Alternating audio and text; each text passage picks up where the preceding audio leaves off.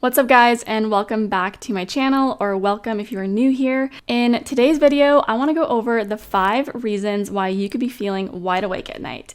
So a great example of this is you feel tired in the afternoon, you have that afternoon slump, that midday crash, and then as soon as you're trying to wind down for bed, you get this second burst of energy. You're laying in bed, you're wide awake, every embarrassing moment and memory is bubbling up to the surface when you are just trying to sleep. Does this sound familiar? Well, here are 5 tips to help you eliminate that restfulness and fall asleep with ease.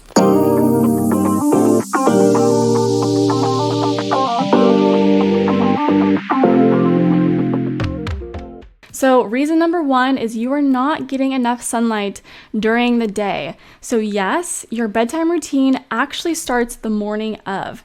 Getting sunlight during the day is absolutely critical for circadian rhythm synchronization, specifically the melatonin and cortisol complex. Cortisol is antagonistic to melatonin, meaning that when one is released, the other is halted. So getting natural light directly on our skin and eyes signals to our bodies what time of day it is, and specifically lets our bodies know when to release cortisol, the awake or stress hormone. But just because this hormone is known as the stress one or the bad guy, that doesn't mean it's actually all bad. In fact, it's the exact opposite. This is what helps us get out of bed in the morning feeling refreshed and not feeling so groggy. The solution is, if you live in a sunny state, simply spend 30 minutes before work outside, preferably in nature. If you live in a cloudy state like me, then you can buy sad lamps to mimic the outdoor light. And without sunlight during the day, if there's no strong cortisol peak in the morning, then there will be no strong melatonin peak in the evening, which means sleeping at night will be harder as well, which brings us to our next reason.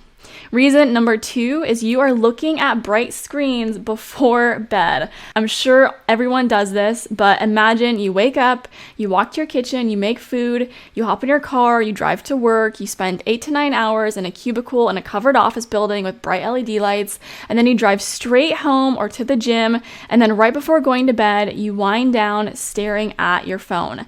The massive issue with this is that you are not getting any natural light during the day, and then 1 to 2 hours before bed, you are blasting your retina, your eyes, with artificial blue light.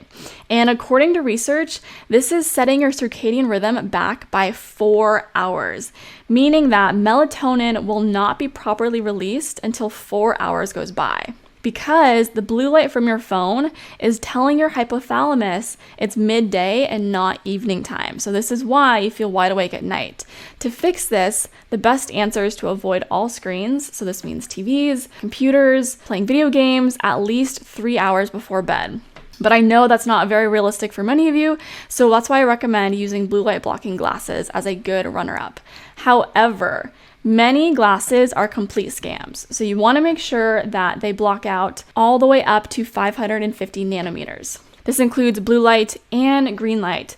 Most companies fail to block out the entire cool light spectrum, so if they don't say on their website, I wouldn't trust them. And I've linked my favorite brand down below that actually blocks out the entire blue and green light spectrum up to 550 nanometers.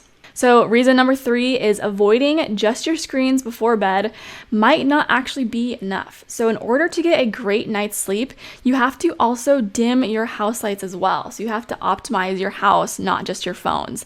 We are very light sensitive beings, and a perfect example of this is there was a study conducted where they asked individuals to sleep with eye masks on. They shined a light on the back of their knee, and this study actually found that even in a black room where their eyes were covered, the light on the back of their knee still disrupted their sleep. This means that if you have a bright LED light throughout your house, on your ceiling lights, this could also be keeping you up at night.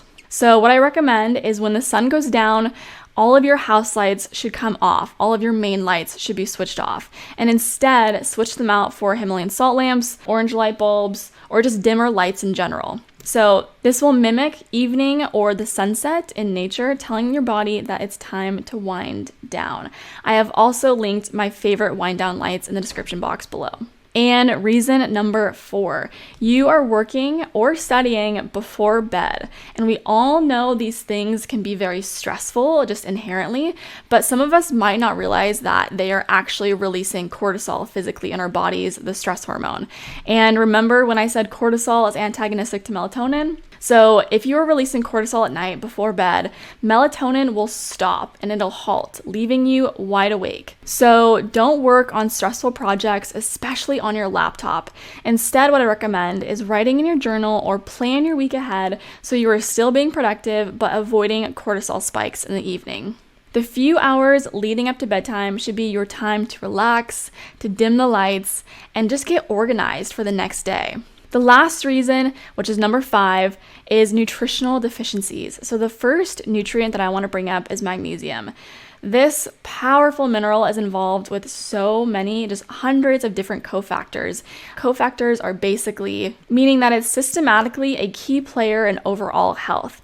Insomnia is a common symptom of magnesium deficiency. People with low magnesium often experience restless sleep, as well as waking up frequently during the night. Magnesium plays a huge role in supporting deep and restorative sleep by maintaining healthy levels of GABA and other neurotransmitters. It also directly regulates melatonin, just like B vitamins, which I'll bring up in a second. Magnesium bicarbonate is the best form of magnesium because of its bicarbonate salts, and it's super bioavailable. And I'd recommend supplementing this because it's extremely hard finding magnesium naturally found in foods and water due to modern processing. Magnesium bicarbonate is the most bioavailable form and the only liquid form on the market. I have linked the one I used every day down below as well. And magnesium is a type of mineral that needs to be replenished on a daily basis because its burn rate is incredibly fast and we use it throughout the day. Our burn rate is extremely high. So some of these things that burn our magnesium or upregulate our usage is lack of sleep, overexercising, anxiety, worry, depression, and other just basic nutritional deficiencies. B-complex vitamins also help with melatonin production and can be found highest in animal products, such as red meat, eggs, seafood, dairy, and other animal products. So I hope you guys enjoyed my 5 tips on sleeping better at night. If you enjoyed this video, please like and subscribe, and I'll see you guys in my next one.